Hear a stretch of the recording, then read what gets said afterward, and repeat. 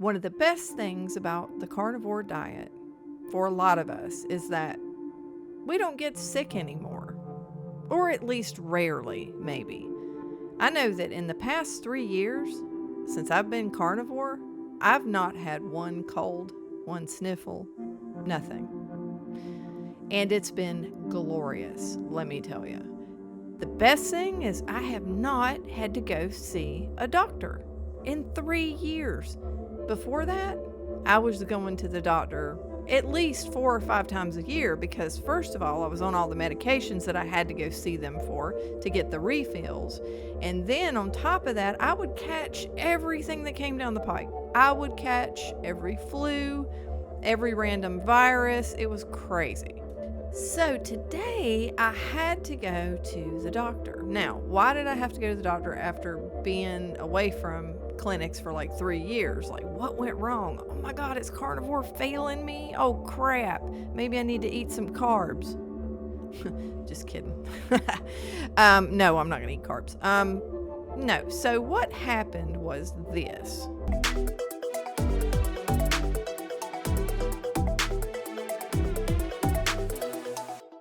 I started to feel like on my side, like a little bit of slight pain, but not deep. It was like skin deep, which is really weird. And so on that side of my body, on my torso, like my waist, I noticed 3 tiny little bumps. And they were like, kind of like minuscule blisters, like very, very tiny. And this was like so many days ago. So I think about it and I'm like, well, something bit me. I didn't think too much of it. It was kind of weird because it was a little cluster of them.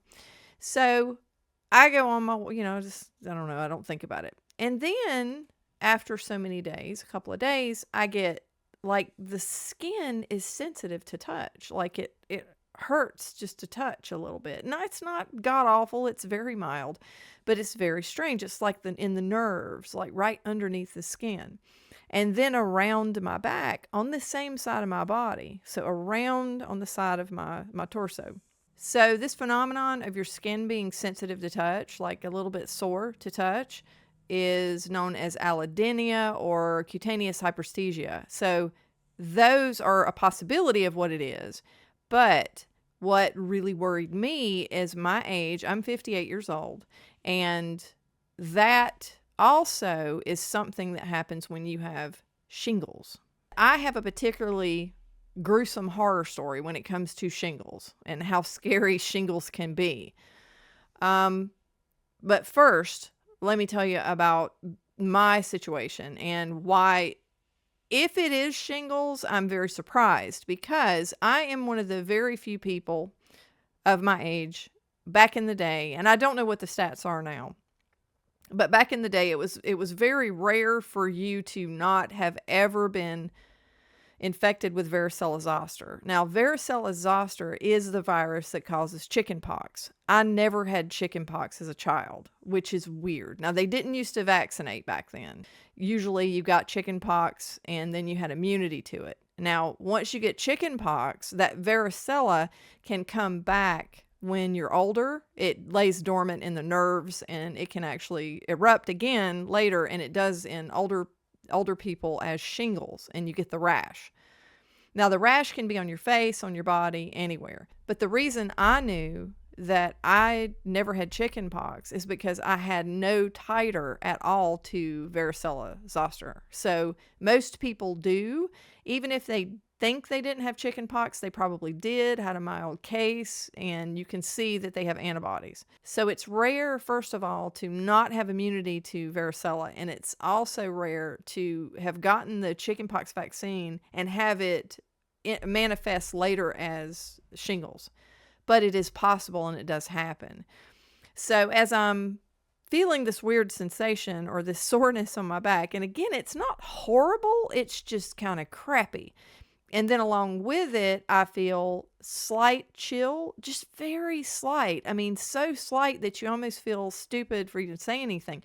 But after being carnivore for 3 years and feeling so great all the time, it's noticeable. Even though it's minor. In my old days, I would have not even said a word because I don't even know if I'd be considering this to be something where I would say I was feeling bad, because you felt so bad all the time. You usually felt worse than this. But it's noticeable after 3 years of, no pain, right?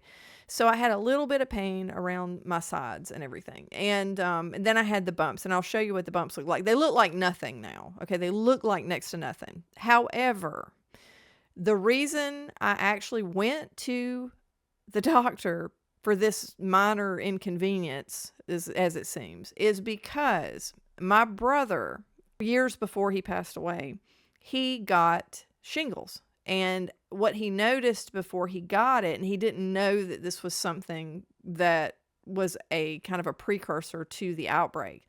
He had headaches, and he had sensitive skin on his face. Now, he got shingles on his face, and he felt weird, like it was tender to touch and sensitive and kind of hurt, like your skin is hurting.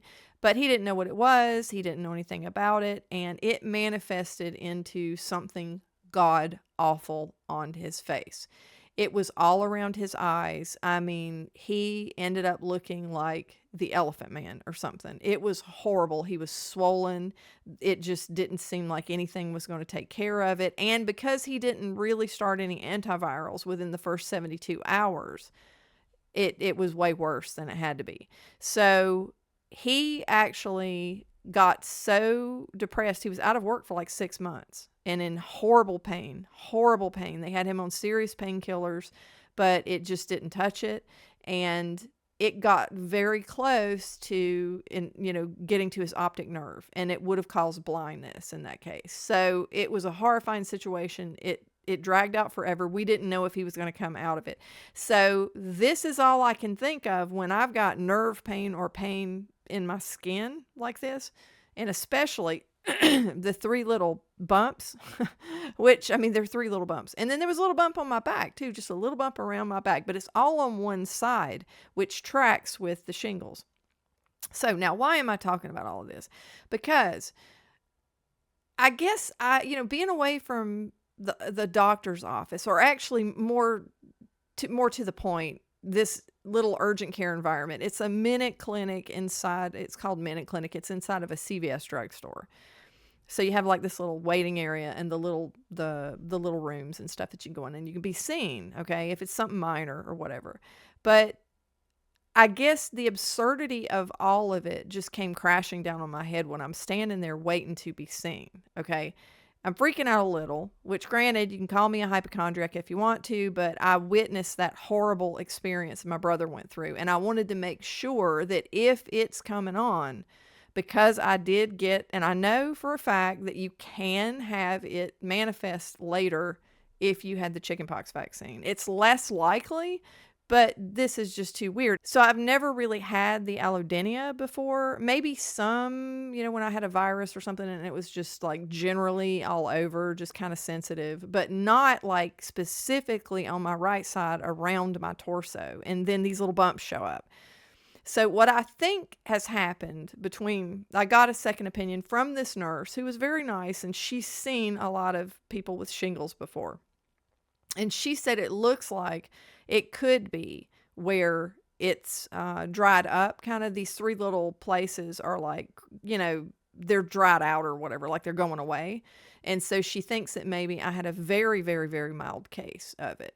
So what I'm really wondering is, like, of all the things I get, if I did get a case of the shingles, if it is a manifestation of the varicose zoster that's coming out, it's so mild. Like, I've not known anybody my age to have that mild a case of shingles, honestly. Now, I've never seen another person that had this horrifying experience like my brother did when he was 45. But, as far as people now, I'll hear of people getting it, and it's always much, much worse than that. I mean, this was almost like so mild that I felt dumb going, but the only reason I went is because of that experience that I know about.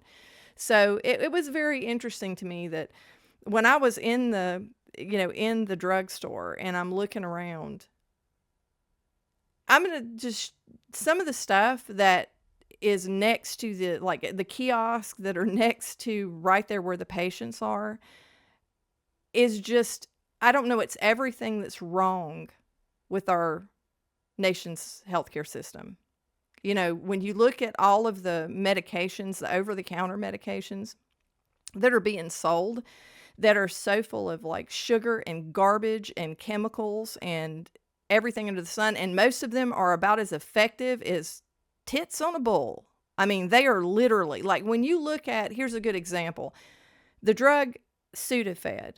You've heard of probably Sudafed, and what it is pseudoephedrine hydrochloride. It was actually made, that's what it was for a long time, is pseudoephedrine hydrochloride, about I think 12 or 25 milligrams. And you could buy it over the counter. Now, it's very effective at drying up mucus. If you have a cold, I mean, it'll dry you up and you're not like snotting all over the place, right? So that was one thing it did. But people started buying it and using it to make methamphetamines out of it. So then it got controlled. And if you want real pseudoephedrine hydrochloride, you have the same thing that you used to get that they called Sudafed, brand name. You have to go sign for it to get it at the pharmacy. You have to get them, it's behind the counter and it's locked up. And you have to sign your name and show your license or whatever so that they know you're not making drugs out of it, you know, and they can track it. But what they did when that happened and they made it controlled like that is they actually came up with a substitute ingredient. Now, they call it Sudafed still. Same packaging, same look, called it same trade name. But they put phenylephrine hydrochloride in there. Phenylephrine hydrochloride has always been as useless as sugar water. It has never been effective for anything. But do you know, I mean, nobody knew that they replaced it. Nobody knew that you could get the same thing that you used to get before behind the counter. Nobody knew that. And they just replaced it with a useless ingredient and sold it to the public. Now, later, not that long ago, they actually came out and admitted it that phenylephrine hydrochloride is completely useless as a decongestant. They actually published some, it was in some articles and things like that, because it's been years and years that they've been selling that. But they have been taking your money for years and years and years to get a useless medication that is not going to do anything for your cold. This is the same for the diphenhydramine, the cough medicines, largely useless and full of sugar and a lot of times alcohol. You know, if you actually drink alcohol, back in the day, they used to take shots of whiskey. If you had lemon and whiskey and maybe some honey or something in some kind of concoction, it probably does you 100 times more good than if you have a horrible cough than that crap does. So, like dextromethorphan and all that kind of stuff. But I'm getting off base here. But if you look now at everything that they're trying to sell you, everything that they sell you in the modern healthcare system, it's just, the whole thing is absurd. Everything is absurd. And nothing, you know, if you think it's not absurd, I mean, look at the mishmash of crap they sell in drugstores. Take, for example, these. Oh my God, bro. Oh, hell no, man. What the?